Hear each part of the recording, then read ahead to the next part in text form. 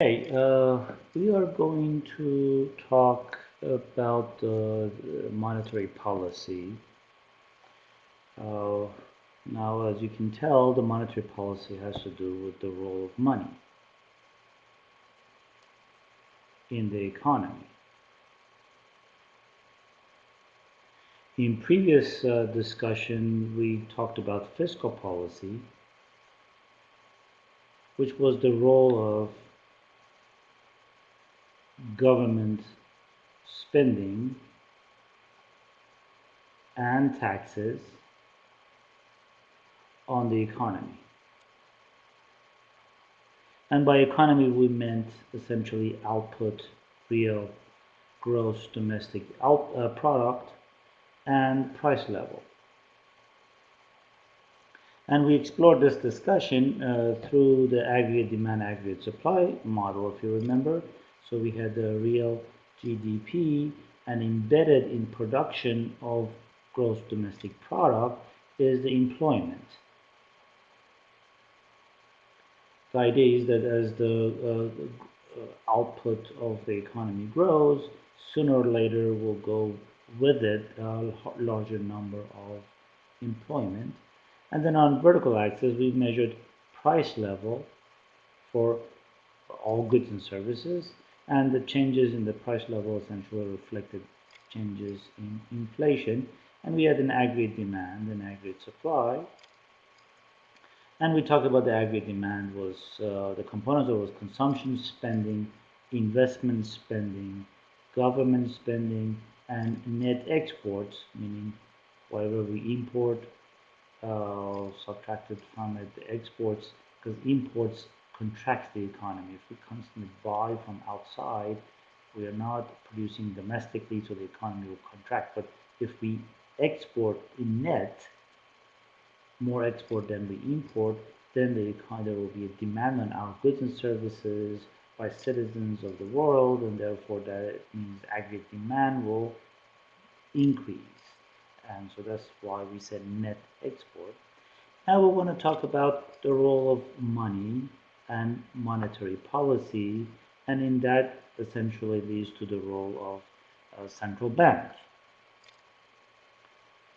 the role of a central bank, which in the US is called the Fed or the Federal Reserve Bank.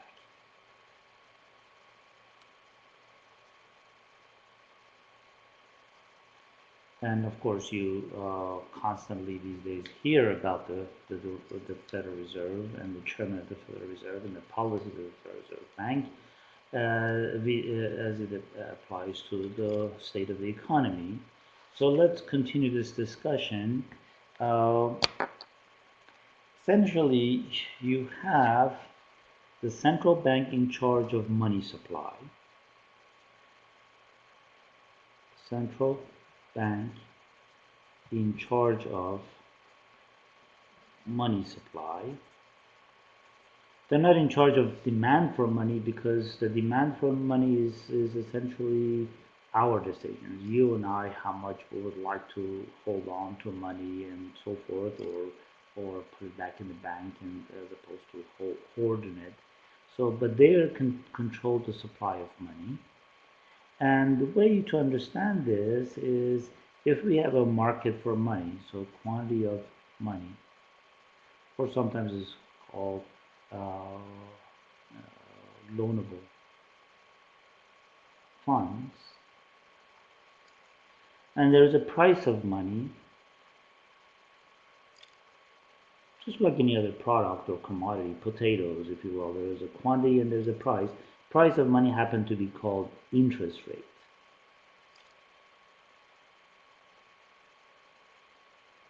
I for interest rate. Now the demand money for money is just like demand for any other product. Demand for money is a function of its price. So at a higher interest rate, we put more money in the savings account and carry less of it. As interest rate drops, then we may carry more cash and would not be as much interested in putting the saving account because they don't pay you much interest. So Lower the interest rate, larger the demand for money. Higher the interest rate, we postpone our demand for money and spending and save it instead. So that's quite understandable. On the supply side, at each given time, the quantity is essentially controlled by the central bank. So this would be supply of money, and that would be the equilibrium price, which is the equilibrium interest rate, and the equilibrium quantity of money when all those who want to uh, have demand for money and the supply of it will meet, and that's equilibrium. Now, if we have an economy, if you think of consumer goods and investment goods economy, and you happen to be inside the production possible frontier, which is below full employment equilibrium, we want to push it out there. Earlier we said that we could perhaps boost the government spending or reduce taxes, and hopefully any of these or a combination will push us to full employment. If you put all of this in the context of aggregate demand, this is real gross domestic product and the price level. We said that this is aggregate demand and this is aggregate supply. So when the government spending or reduction taxes happened, then aggregate demand shifted to the right,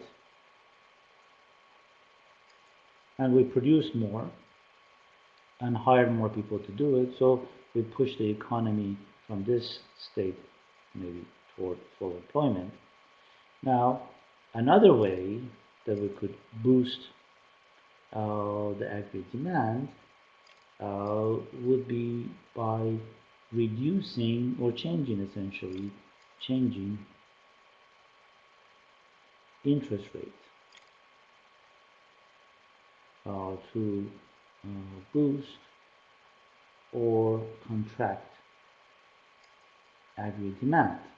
And that is what the central bank is responsible for, to see if in addition or besides government spending or tax policies, the central bank can do something to help the economy.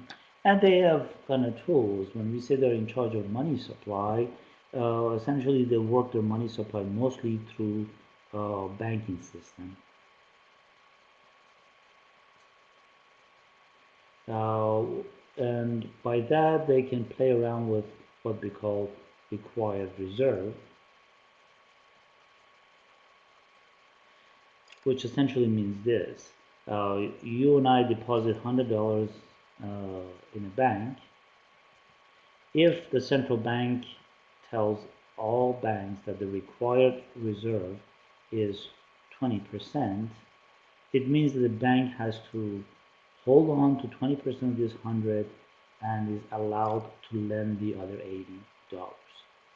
So therefore, $80 out of a $100 deposit is available to be loaned, and that goes into someone, and that person deposits $80 into his or her own bank, and that bank has to hold 20%, and the rest of it, 60 some dollars, is available to be loaned to somebody else, and this process goes on and on and on until there's not much of it left as it circulates through one bank to the other. 20% is held back, the rest of it is available for loan and all that. So the $100 deposit can generate maybe three, four, $500 additional deposits through as it goes through the banking system. So by changing the reserve requirement, let's say from 20% to 10%, now is $90 is available from a $100 deposit, and then of course ends up in another bank in a form of deposit. Then somebody they have to hold back 10% of it, which is $9, and $81 available for loan and so forth. So by reducing the reserve requirement, the central bank can allow more money creation. And reverse is true. If they want to reduce money supply, they can increase the reserve requirement, say ask for 25% reserve requirement, and therefore what's left over out of 100 is $75 in the first round and so forth. And that's one way they can expand and contract the money supply. And there are others. One is discount rate, is the rate that member banks can borrow from the Federal Reserve in case of emergencies. And if they reduce that discount rate, then banks can borrow more and therefore have more reserves to engage in lending and so forth. Or the central bank can directly get out in the marketplace and essentially, if they want to, for expansionary monetary policy, they will basically purchase bonds and give cash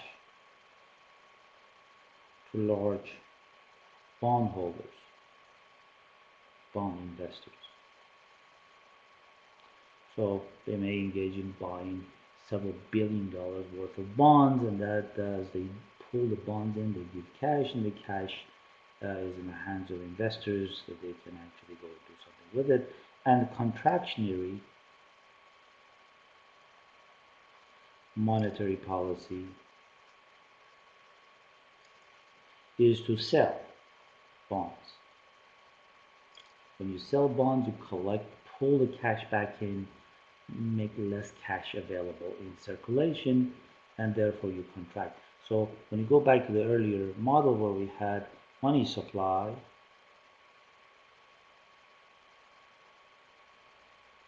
expansionary monetary policy is boosting the supply of money to a higher level, and that will reduce the interest rate.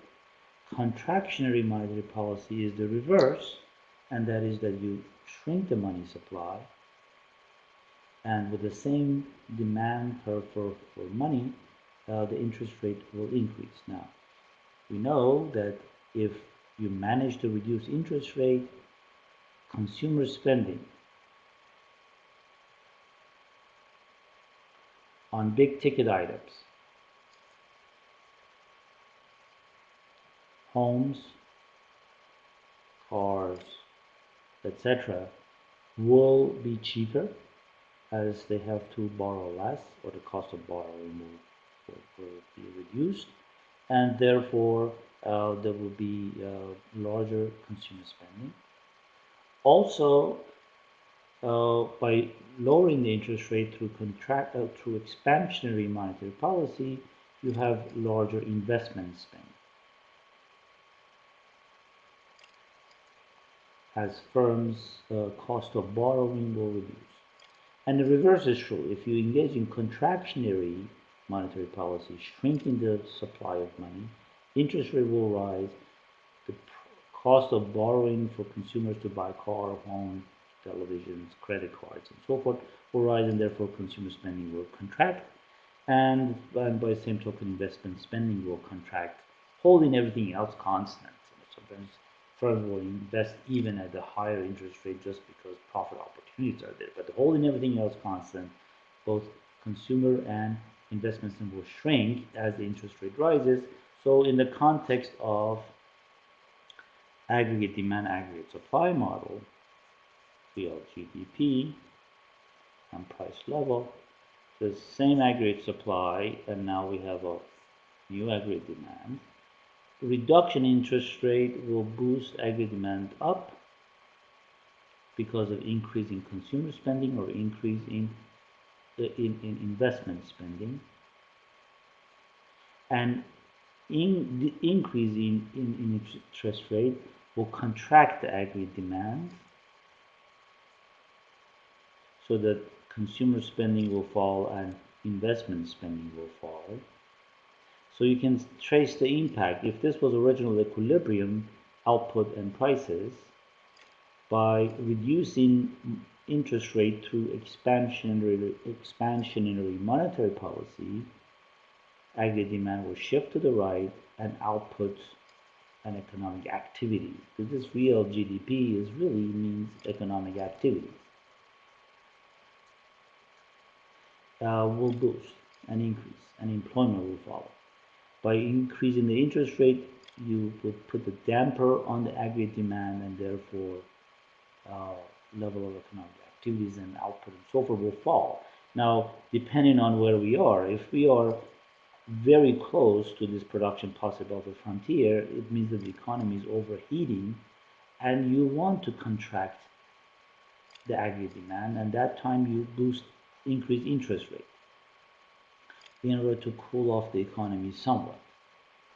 If, on the other hand, we are way down here and we have room to heat up the economy because there are so many people unemployed and resources are left idle, we have room to boost the economy upward. So by reducing interest rate, we boost the aggregate demand up, and therefore we increase level of economic activities, and that takes us closer to this production possibility frontier. And you can play with this uh, in order to get the ideal state of the economy. If we manage to manipulate the economy, particularly aggregate demand, in a smooth fashion, then if you think of the business cycles, this was time in years, and this was economic activities. This is the long-term growth, and we said that on a short-term basis, you have the economy fluctuating. This is potential long-term rate of economic growth, and these are short-term actual levels of economic growth. Now, if we have these booms and busts, and we want to, meaning that we constantly go way in and way back and way in and way back, we want to somehow dampen this phenomena. We play with the interest rate up and down in order to soften the booms uh, when the economy is overheating by raising interest rate, and then when the economy is declining and shrinking, we drop the interest rate, so therefore the depth of this uh, trough will be minimized. And that's really the idea of trying to manage the economy, having smoother business cycles as opposed to business cycles that is all over the map. Now, put this in the light of recent phenomena we have in the US, particularly uh, that this business cycle has fallen in the past 3 years and is not seem to be going back up. And so therefore, the question is, can the Federal Reserve Bank or central bank do something about it? Well, they thought they could. They have reduced interest rate almost to 0%. And aggregate demand is not shifting,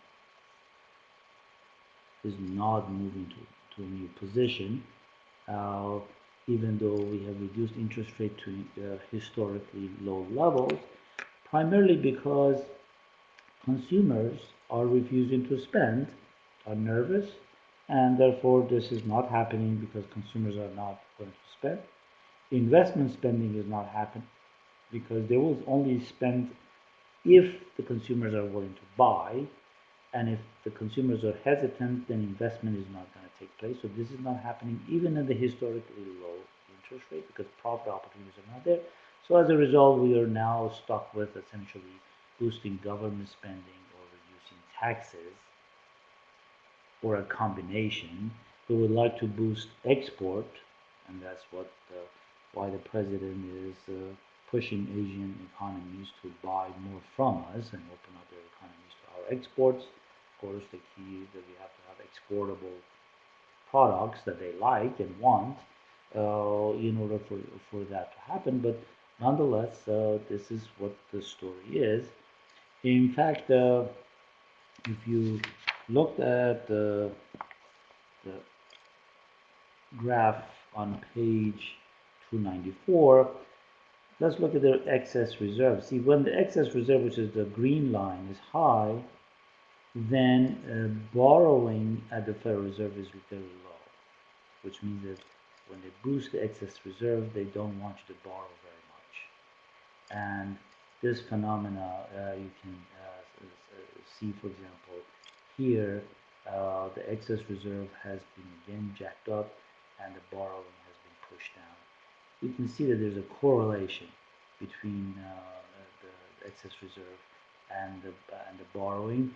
Not quite a one-to-one, but there is definitely some correlation. Here, obviously, in 1975, this correlation doesn't exist. We have boost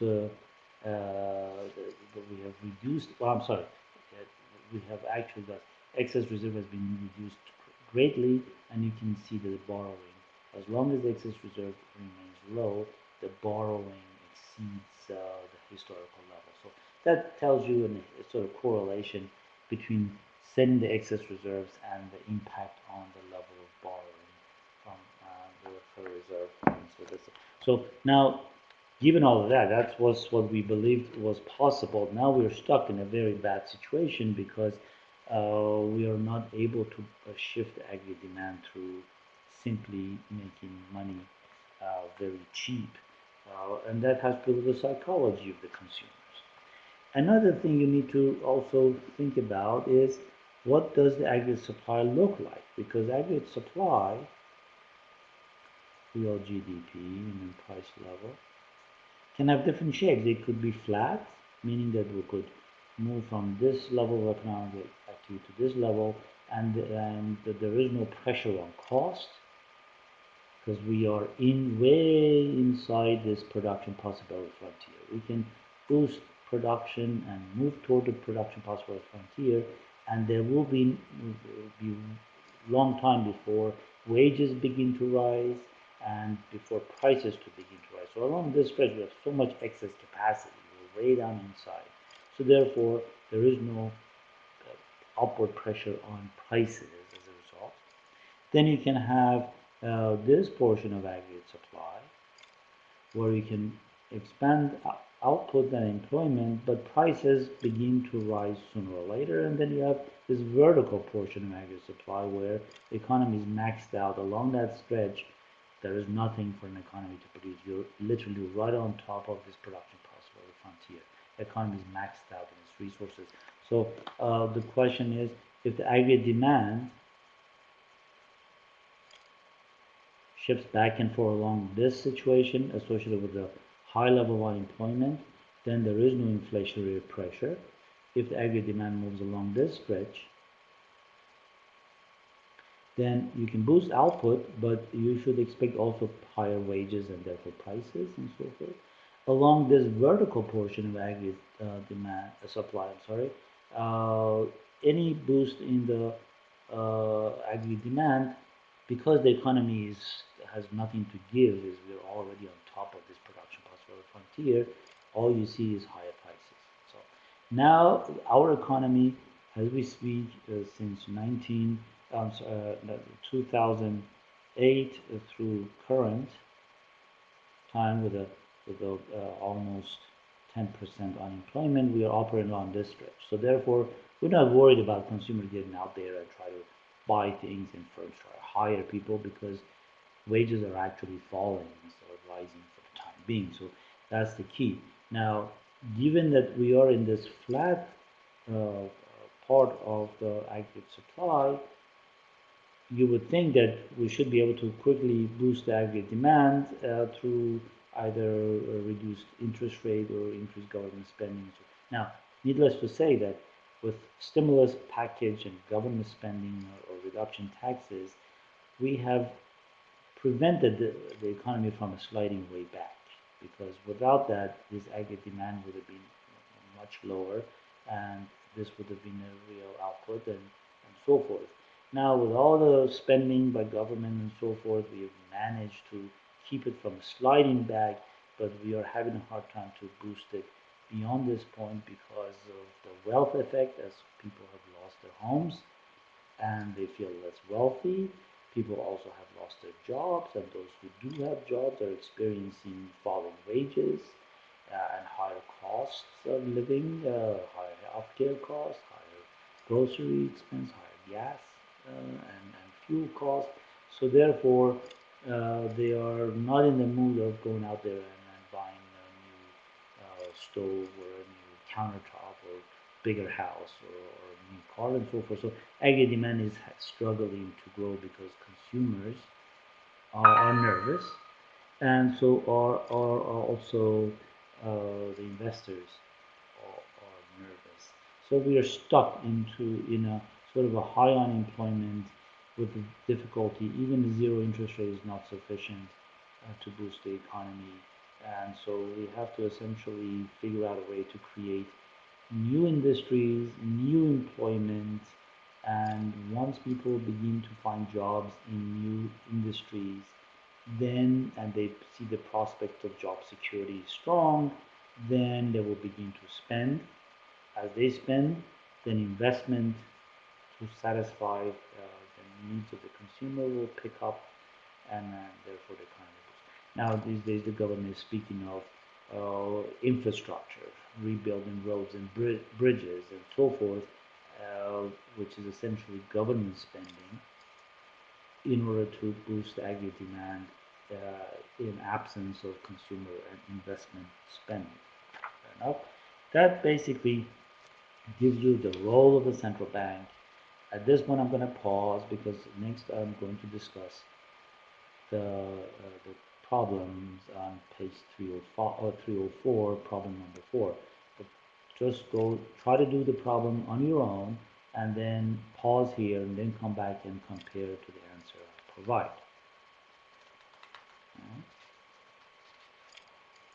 Problem number 4, page 305.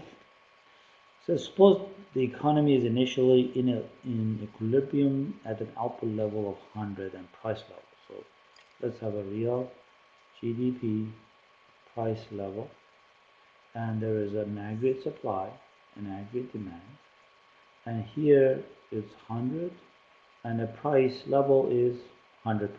Right now price level is what it is, and we are producing 100 units of goods and services. Okay. The Fed then manages to shift aggregate demand right by 20, and by manages meaning that by manipulating money supply and the interest rate, so aggregate demand shifts to the right by 20. Show what happens to the output, this is part B, and prices if aggregate supply curve is horizontal, vertical, and upward slope. Fantastic. So this would be the portion of this upward slope. There will be higher prices. How much, of course, is something that you have to investigate or watch the data. If the aggregate supply was horizontal, then this is 100, and this is another aggregate demand, and so you're maybe 120. Price is still at 100%. No inflationary pressure. If it is at the vertical portion of aggregate supply, as I said earlier, if this is 100 and you boost the aggregate demand by 20, all you get is higher prices and all pure inflation. That is answer to the question number 4, and that concludes our chapter 14 discussion.